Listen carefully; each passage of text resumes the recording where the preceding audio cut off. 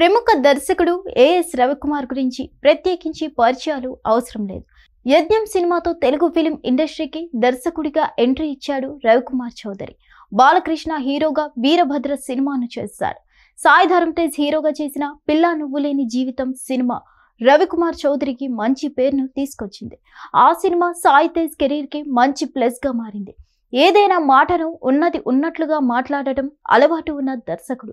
గత రాత్రి రవికుమార్ చౌదరి మృతి చెందినట్లుగా తెలుస్తుంది.